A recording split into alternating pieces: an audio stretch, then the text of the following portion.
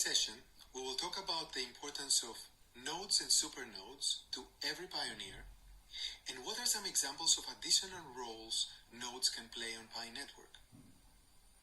Not only is Pi node the cornerstone of the Pi blockchain, but also it contributes to the ecosystem building and economic applications of Pi. For example, in addition to securing the ledger, supernodes can also technically support applications of decentralized finance, which is also known as DeFi. These applications are such as tokenization of real-world assets and tokenization of real estate. But today, we're going to discuss a little bit more on why the node software is important even in non-blockchain sense, and how Pi nodes and blockchain matter to pioneers who neither serve as supernodes nor as nodes.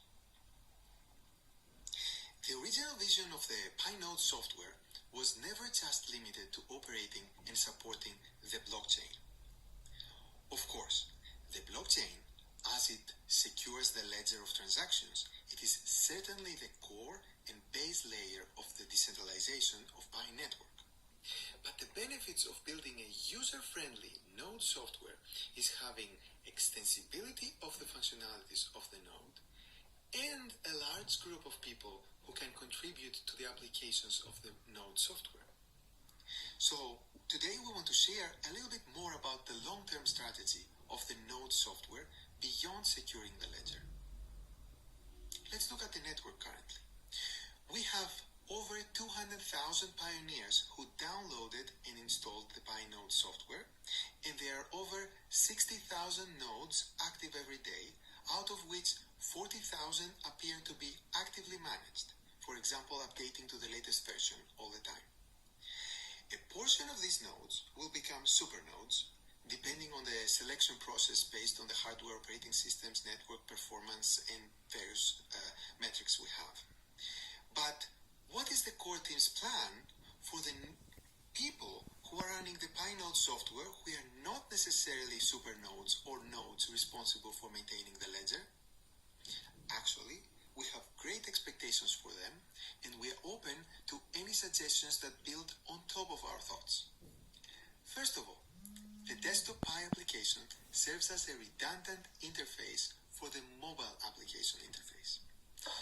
Not only does it provide desktop or laptop accessibility to the mobile application functionalities, for example, the chats, mining status, future uses of Pi applications, but it also serves as one important step to decentralization in regard to the centralized points of mobile apps stores.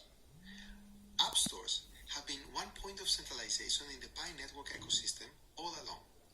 Given the controversy about cryptocurrencies, app stores are particularly strict in reviewing applications related to cryptocurrencies. And we experienced their centralized control over the last couple of years while we were developing Pi network. For example, our mobile application had to go through very rigorous review cycles before it gets approved and later on to stay live. And we also saw other legitimate applications sometimes getting completely delisted from app stores for various reasons. We hope this will never happen to Pi, but shall the app stores decide to remove our application from their stores for any reason, the node software will be our backup plan to still maintain the functionalities, the community, and the organization of the network. By having our node software that contains the Pi application component, we de-risk the possibility of any potential failure in centralized app stores. Okay, apart from maintaining and securing the Pi blockchain, nodes can also allow individuals to share computing resources and get compensated for it. Such computing resources include processing power, disk space, and network bandwidth. Note that these are not our immediate plans, but they are all possibilities that will come further down the line. Let's look at these use cases one at a time. Disk space. Think of it as a decentralized encrypted Dropbox that allows people to get compensated for securely storing files. Its implementation application can be similar to BitTorrent in the notion that files will be stored in a decentralized network of nodes, while at the same time, Pi can have staking mechanisms that can make sure that all files stored on the Pi network are fully licensed. For example, if a file is found to be infringing someone's rights, the file's uploader could lose their stake. To put this in perspective, as a use case, the core team pays thousands of dollars every month to Amazon AWS for storing the Pi Node software files so that pioneers can download them and install the Pi Node. In the same manner, other websites and applications do the same. So instead of these websites paying Amazon, they could be paying that cost to pioneers, using Pi of course, thus creating a passive income opportunity to Pi node operators. Let's look at network bandwidth.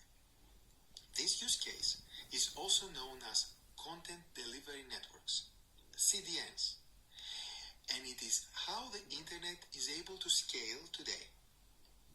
For example, the Pi application, like any other app or website on the internet, contains both graphics, images, videos, and media, and it needs to ask the server individualized questions. For example, what is my Pi balance right now?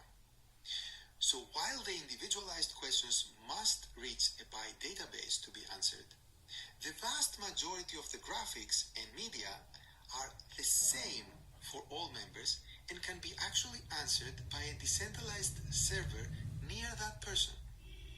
So, for example, when a pioneer in Paris opens her app, the Pi logo comes to her from a server in Paris operated by our CDN provider, while her balance comes from Pi's database in San Francisco.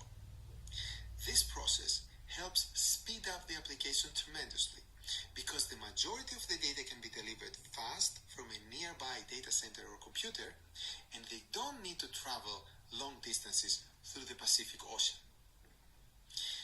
And that's something that all major apps on the internet do.